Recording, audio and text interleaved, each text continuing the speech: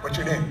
Lindsay. Lindsay, I'll give you an easy one. You can answer. Okay. It's Lindsay, ladies and gentlemen. Give her a hand. It's Lindsay. No, you didn't hear me. I said it's Lindsay, ladies and gentlemen. What stressful states or emotions do you tend to go in more often? Freezing in front of people. Freezing in front of people. How convenient that we got that one. And what is the feeling or the emotion that makes you freeze? Judgment. Judgment. So your fear is that someone's going to judge you, and so then you freeze. I freeze. Yes, so now look at this. Fighting, fight, flight, or freeze are the three things that your brain does when it's in survival. All she needs to have survival is ask me a question publicly. Holy shit. Oh my God, my survival. If I don't come up with the right answer, I'm dead, which is why she never gave me an answer. How many follow? Raise your hand if you see this. Okay, so that's hers. What's your favorite flavor of suffering, sir? Which one do you tend to overuse? What's your name, by the way? Mike. Mike, nice to meet you, Mike. Give a hand, it's Mike, ladies and gentlemen, for God's sakes! No, I said it's Mike, ladies and gentlemen! Woo! What's your favorite flavor of suffering? Scarcity. Scarcity. So, feeling like there's never enough? I've been through a lot of scarcity, although now I've turned a lot of things around, and I have so much, I'm so blessed and have so much to be grateful for. Yes. However, I don't want to return to the scarcity. So what happens is his life abundant right now by his own description, yes or no? Yes. Ton, very abundant. But he remembers when it wasn't, and his survival software says, let's stress out in case that comes back, so we're always prepared. There's no logic to it because this is not logical, it's survival. Is he in survival? No. When he thinks those thoughts, he feels like he's in survival. What is your favorite flavor of suffering? Shut it out. What is yours? How many have worry as your favorite one, the one you overuse? How many have anger as the one you overuse? How many got fear as the one you overuse, right? So once you know what it is, here's what I did. I made a decision that I've come by right now to bring to you. The decisions are what change our life.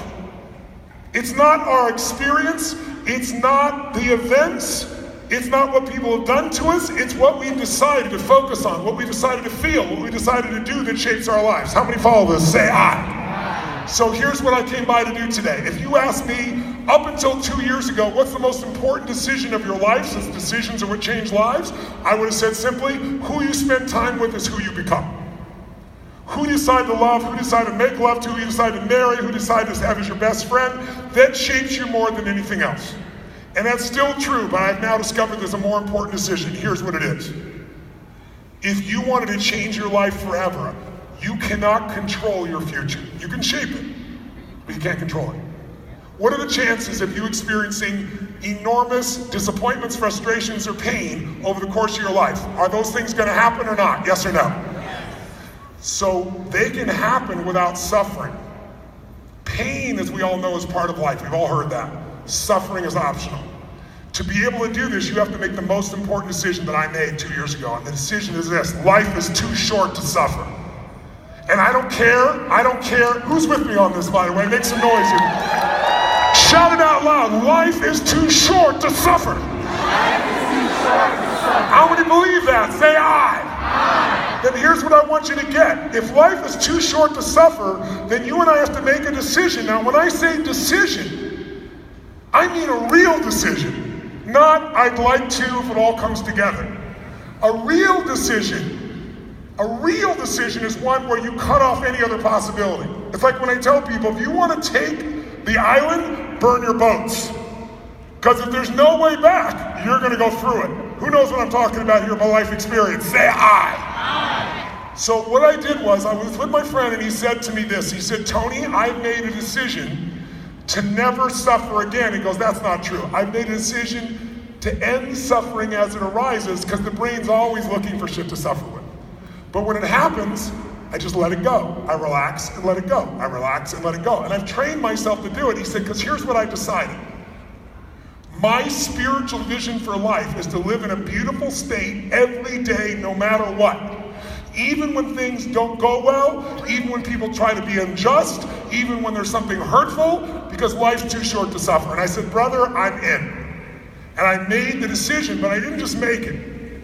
I went home and I wrote pages and pages of why I'm not gonna let suffering control my life anymore. Because listen to me, when you're suffering, you are not there for your children, you are not there for your husband or wife, you are not there for the people you love, you're not even there for you. Who's with me on this? Say I. What's the first thing they tell you when you get on an airline? They say, if there's a problem and we lose oxygen, these masks are gonna come down, and the minute they come down, put it on your child. Is that what they say? What do they say?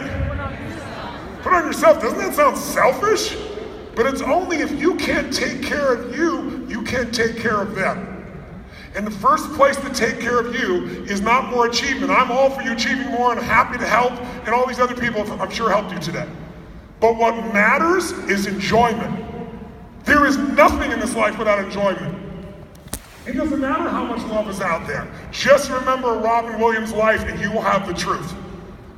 If you want a different life tonight, you gotta change. And I'll tell you how I finally got it. I'm privileged enough now to have my own plane, so I can fly where I want to go and have a bed. It's a wonderful gift. But most of my life, I chartered, and when I went overseas, I didn't charter. It was too expensive to fly from the United States to Australia, like $500,000, $400,000 to buy a plane. Doesn't make sense. But what happens, I sold the company, so I have that. But for most of my life, I would get on a commercial aircraft, I would fly out of the United States 3 times a year to go to Australia. It's a 14-hour flight from the West Coast. And I would be so stressed. Why? Because I'm gonna be sitting for 14 hours and they have no internet. I got 31 companies, I got all 1,200 employees, I got all these moving parts. And while I'm sitting here, it's all accumulating and getting more. So when I land, they'll have all these Slacks and texts and emails, and there'll be social media shit, and I'd be so stressed out. Isn't it amazing what we can stress ourselves out over just with some thoughts? So I asked myself a new question. What's stressful about sitting? And then I made it even better. I'm in first class. What's stressful about lying down and sleeping? But I was doing this in my head. And I kept working on it. And then one day, they did something unique. I got on the plane. You know what they said? Ladies and gentlemen, we have an amazing announcement for you tonight. For the first evening in the history of Qantas Airlines, we have international internet! And make the noise you think people make. Go ahead. How do you think people respond? People stood up on the plane and cheered. I was tempted to, but I didn't want them to see me there, so I stayed down. But I felt the same way. Yes, thank God, we've got Facebook back, we've got text. And then what happened within 9 minutes? Anybody guess? Down. And when did it come back on? Never! It's still not working! But here's what's so amazing. What do you think people said when it broke down 9 minutes later? When it happened, oh my God, the greatest thing that ever happened! It drops off in 9 minutes. How do people react? What do you think? This is bullshit! What kind of crappy organization does this? This is stupid. Why would they even announce it? They should have tested this. Listen to me. 9 minutes earlier, it was a miracle. Now, it's an expectation. Write this down. Trade your expectation for appreciation and your whole life will change in that moment. Trade your expectation for appreciation and your whole life will change in that moment. If you want to end your suffering, I will show you right now what's creating it. Write these 3 words down. Loss, less, never. Loss, less, never. If you want to know why you're suffering, one of these 3 words is the trigger. Let's start with loss.